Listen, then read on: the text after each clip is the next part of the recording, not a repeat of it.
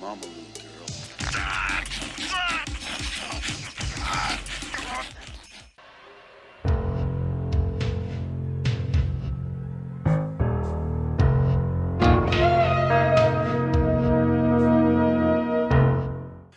When you think of 80s vampire movies, you are probably thinking along the lines of The Lost Boys, Near Dark or Fright Night. But there is actually a whole host of slightly lesser known vampire movies, and Vamp, I say, is one of those. A slightly less known vampire film to some perhaps. A 1986 movie notable for starring Grace Jones as our kind of head queen vampire. You've also got Billy Drago as a kind of a secondary villain, and interestingly Michelle Pfeiffer's sister Dee Dee Pfeiffer. So it's a kind of horror comedy sort of. It's not a particularly kind of laugh out loud comedy in any particular way, and it's almost a cross between like After Hours meets From Dusk Till Dawn, even though this obviously precedes From Dusk Till Dawn. So the story focuses on two fraternity pledges, and they want to get into this fraternity house, and they plan to do so by getting a stripper from the city to come to this frat house. They enlist a third guy who is this kind of nerd, but he can drive, so they want to drive him to the city, and they end up in this kind of old rundown part of town, and there is a strip bar there. But what they don't know is this strip bar is actually populated by vampires, and the surrounding area is also home to a number of vampires, and also a kind of psychotic gang of albino psychopaths, really. And now the vampires think that one of the guys is on their own, so they inevitably kill and turn him, but they don't realise he's actually part of a group.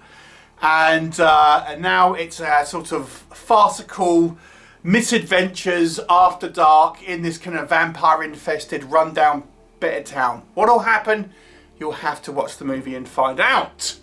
So let's talk about it. So this is kind of quite a stylistic movie. The director, Richard Renck, actually quite well known for his writing. He's written a number of movies, or co-written a number of movies, including the Denzel Washington Equalizer movie, the kind of new Craven the Hunter movie, to name but two. Here he has his directorial chops on, however, and he's certainly made like a quirky, campy, very sort of stylized vampire movie that I think is a little uneven, to be honest with you, but there's certainly some sort of quirky charm to it, it has to be said.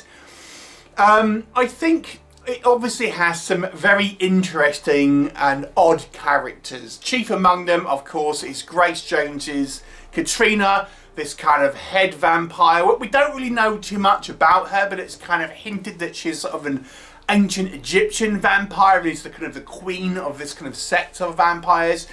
Some interesting choices by her. She doesn't speak in the role, and that was apparently a nod to the original Nosferatu movie. She has this kind of strip routine, and the makeup is all inspired by the Blade Runner movie and things like this. And then we have Billy Drago's character, who is kind of this secondary villain, this sort of albino gang leader outside, who's probably just as dangerous as the vampires. And there's a variety of other kind of like sort of quirky characters that we'll meet along the way as well. So it has these real like sort of oddballs. It's really filled with these very sort of strange individuals that, you know, in some ways are kind of quite memorable, but these are the sort of they're not the main characters in some ways. So, but it certainly has some interesting sort of stylistic choices. Also, like I say, the direction, it has this sort of music video aesthetic to it. It's a 1986 movie, so it kind of fits at home with this kind of aesthetic. A lot of kind of like neon drenched lights and kind of dry ice and things that kind of gives it this kind of weird campy music video sort of feel to it. I have to say, I think the first third of the movie, which is the setup, is actually pretty strong. You know, we get these kind of two frat boys going to this kind of strip club in hope of, you know, hiring a stripper, basically. And I think the setup's kind of quite strong. It actually goes at a kind of a fair pace here. So it's like, you know, you get an introduction to the characters. It seems like it's going to be like a kind of teen sex comedy, so to speak. But, you know, the story kind of rolls on at a fair pace in that first third. And then we kind of, the rest of the movie is more of the adventures after dark, really. And that's kind of a little bit more uneven, I will say. But even then it has its kind of highlights. I suspect there's some interesting kind of vampire effects. Again, the vampire effects are a little mixed. Our main, if you want to call them hero vampires, the kind of the ones that we see close-ups of and sort of have a little bit more screen time, the vampire makeup is quite impressive. Some of the other ones less so, but you know, obviously Grace Jones's vampire. There's a couple of other ones who we get more elaborate kind of like VFX. And it has this sort of comedic tone without being sort of like an out-and-out comedy. It is more of a kind of like quirky, comedic, after-dark, supernatural adventure in some ways. It's an odd film to really sort of categorise. But I think it hints to some interesting sort of, as I say, world building without really explicitly kind of giving you too much kind of information about it. This kind of rundown part of town seems to be run by the vampires, and they kind of like, maybe some people know about them and things like this. You know, so this is sort of interesting stuff kind of going on, and the performances are kind of quite, you know, somewhat over the top, but it kind of works. Dee Dee Pfeiffer's character is this new waitress that is working at the bar, who is unaware that they're actually kind of vampires, and she's kind of like a very sweet but over the top sort of character. But again, it sort of works for the movie, I would say, and you know, it's overall a kind of somewhat enjoyable film in many respects. But this what leads me to what doesn't work. I feel this movie's very uneven. The setup is quite strong, but once we kind of get to the point where we see Grace Jones turn into a vampire and she basically bites one of these kind of guys, and then it's sort of, the plot from that point sort of meanders. Our remaining two sort of like guys are, one kind of stays in the club, and then the other one, who we really is our main protagonist, we're kind of following him stumbling around out in the kind of like this strange land, running into kind of various kind of denizens of this weird cityscape, and it sort of meanders, I've got to say. The plot really never feels it's particularly kind of tight at that point. It's just kind of like lurching from one sort of like crazy sort of situation to another without really having any sort of clear sort of direction about where it's kind of going, and it only really picks up again sort of towards the end.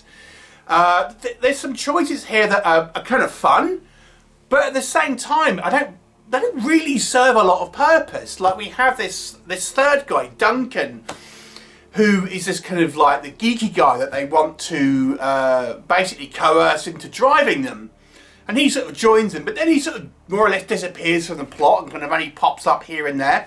Somewhat of a wasted character, to be honest with you, because it doesn't really add anything to the movie.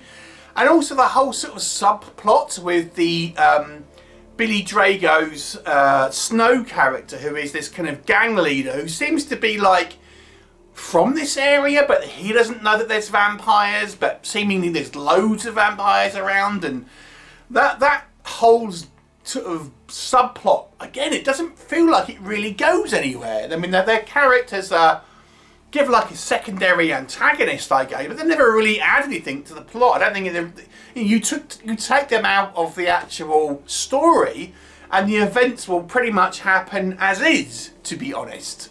So, you know, again, they seem a little superfluous. They're fun characters. Billy Drago's certainly visually striking in this movie with his kind of like white hair and whited out skin and everything. But I don't really feel like they served a huge amount of plot development or anything like that. Grace Jones, when she's on screen, You know, she has a mesmerising performance, but she's not on screen that much. And you know, she was marketed as the kind of the face of this movie, and she's really only in sort of like 3 or 4 scenes, to be honest. And she doesn't speak, which I get that choice, but I think it needed to have a little bit more of her in it, because you really didn't feel like she had that much of a presence in the movie. And as such, we just let her believe she's the queen of the vampires. But that's basically it. We just, okay, great, and that's it. There's nothing really else is sort of done with it. The other thing I would say with this movie as well is our 2 main protagonists, the 2 original kind of frat boys. And then we had this third one, Duncan, but our 2 main kind of characters are somewhat bland, to be honest, and they kind of act like frat boys, which is, you know, who would normally be the kind of like the douchey kind of characters in a lot of these kind of 80s movies.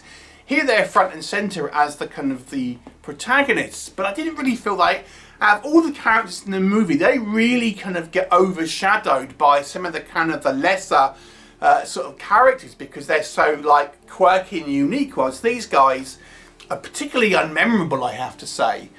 I know this movie has its fan base, and I don't think it's necessarily a bad movie, but you can kind of see why movies like, you know, Fright Night, etc., kind of overshadow this one. It's a lower budget movie, this one, admittedly, but you know, it's a fun, quirky movie, but I don't think it's quite as strong, maybe, as a lot of the kind of the contemporaries of its time, really. I'm going to give it a 5 out of 10. Have you seen it? What were your thoughts? Leave me a comment and I'll look forward to seeing you next time.